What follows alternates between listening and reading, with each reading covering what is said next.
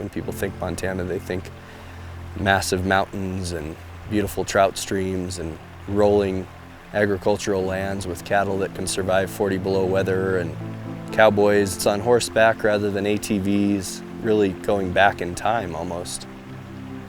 It's never been that way for Montanans. It's not going back in time, it's preserving what we're lucky enough to love.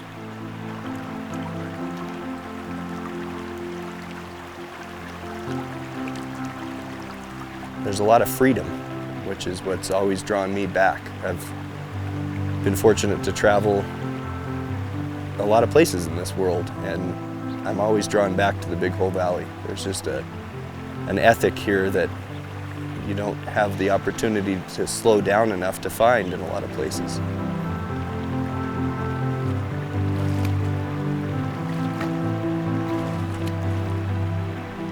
Well, my dad founded the lodge in 1984, and when I was 12 I started doing dishes there, and the dish shift was from 5 o'clock in the morning till 10, and then 5 p.m. till 10 at night.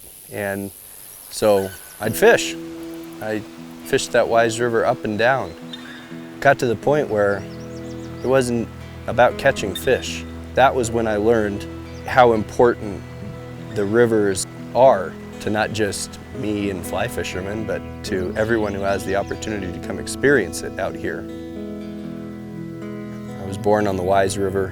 When I went to grade school in Bozeman, I lived on Ross Creek. When I went to college, I lived on the Susquehanna River and saw what development and population growth and pollution can do to a waterway. There weren't trout in the Susquehanna, and it made me really appreciate what I'd grown up with back here, and compelled me to make sure we preserve what we have here.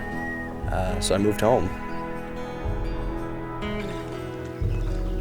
Now I'm on the Big Hole River almost every day, and I fell in love with the guiding aspect of the sport, not just the fishing, but teaching. And not only teaching the cast and how do you catch fish and how do you treat fish, but how do you interact with rivers? How do you be out here in this beautiful place, and how do you slow down from your busy lives to really feel the power that exists in the valleys most rivers run through?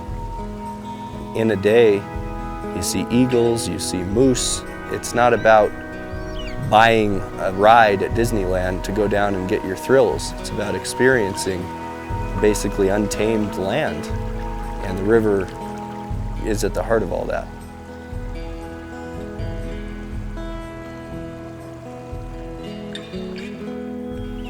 I mean, there are so many lessons that come out of rivers, and my father got that at a young age.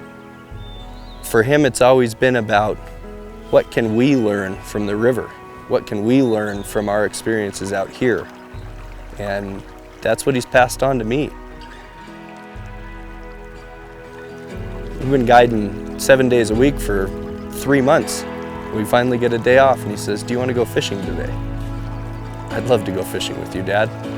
I'd love to walk behind you on a river and just see how you interact with it," because that was when I learned we need to protect what we have when we realize we have it, rather than assume that it's going to be here forever.